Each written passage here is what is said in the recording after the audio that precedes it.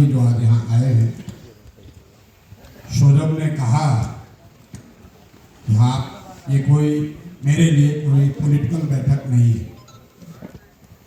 मुसलमानों के नज़रिए से, जन स्वराज के नज़रिए से मैं इन बैठकों को मशवरे का मजलिस ही कहता हूँ। मशवरा इसलिए कि मुसलमानों के जो हालात हैं, दलितों के बाद सबसे ज़्यादा गरीबी, बदहाली, फटेहाली अगर कहीं है, कहीं मुझे दिखी तो मुसलमानों के बीच में दिखी। और मैं ये बात आपको क्या बताऊंगा, आप तो जीवन जी रहे हैं, लेकिन आपको आगे का रास्ता नहीं दिख रहा है। ये बात तो आपको समझ में आ रही है कि पिछले 30 बरस में आपको विकास नहीं मिला। ये बात तो आपको पता है कि भाई मुसलमानों को राजनीतिक भागीदारी नहीं मिली। ये आपको मालूम है कि आप भाजपा को अभी तक बिहार में, देश में हरा नहीं पाए, लेकिन इसके बाद भी आपको इसके आगे निकलने का रास्ता नहीं दिख रहा है। आप लालटेन में किरासन तेल बनकर पिछले 30-35 साल से जले जा रहे हैं, इस आशा में कि आज नहीं तो कल हम लोग भाजपा को हरा देंगे, आज नहीं तो कल हम लोग की जब व्यवस्था बनेगी तो हमारे बच्चों का भी भला होगा, आज नहीं तो कल दबाव में आकर लोग हमें भागीदारी देंगे। तो मेरे भाई, मैं आपको ये बता रहा हूँ कि आपको प्रशांत किशोर से सीखने की जरूरत नहीं है। इस मंच पर जो हमारे साथ लोग हैं, तो स्वाभाविक है वो जन स्वराज की तारीफ करेगा, उसको तो प्रशांत किशोर ही अच्छा लगेगा।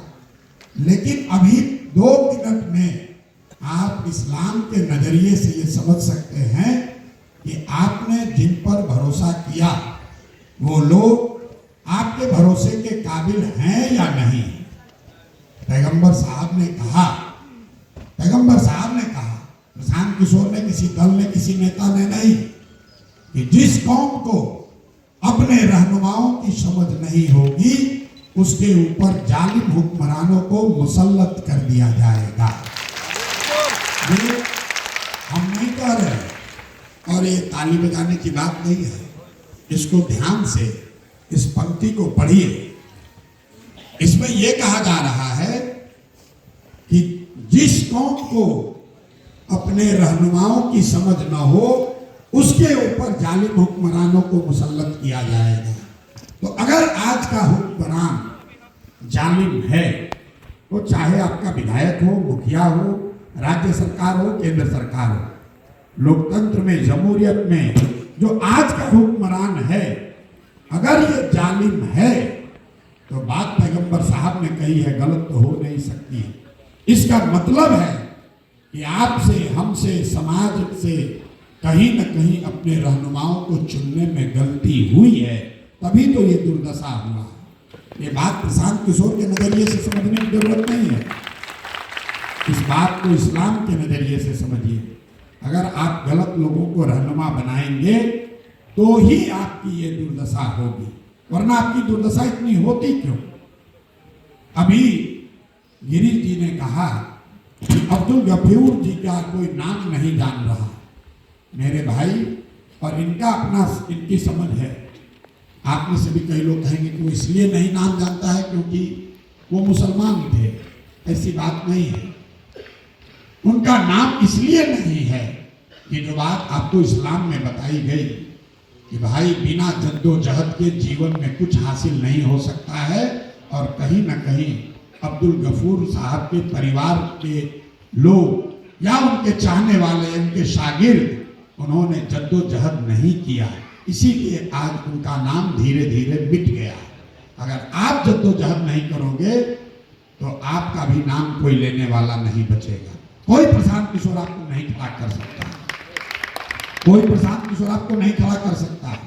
हम आज सिर्फ आपसे इसलिए मिल रहे हैं कि 3 बरस पहले इसी चंपारण से जब हमने चलना शुरू किया, मुसलमानों से बातचीत शुरू की, मुसलमानों ने कहा नहीं, बात तो आप अच्छी कह रहे हैं, हमें जरूरत भी है किसी विकल्प की, क्योंकि कब तक हम लोग लालटेन में किरासन तेल बनकर जलते रहेंगे। ये समझ सहूर आपको है। आपका सवाल ये था कि प्रशांत जी अगर हम लोग आपके साथ हो भी जाएं तो भाई आपके साथ दूसरा कौन है, दूसरा कौन है? क्योंकि आपको लगता था कि आपको ऐसा लगता है कि सारा हिंदू तो भाजपा ही हो गया, तो भाई हम लोग के साथ कौन आएगा? तो मैं आज आपको सिर्फ इसलिए मैंने दावत दी है कि वोट आपको जिसको देना है दीजिए, लेकिन जो बिहार में ये ऐतिहासिक घटना हो रही है, जो ये भीड़ आ रही है, जो लोग जनसुराज में आ रहे हैं, उसको आप ध्यान से देखिए। वो मुसलमान नहीं हैं, वो ज्यादातर लोग हिंदू हैं।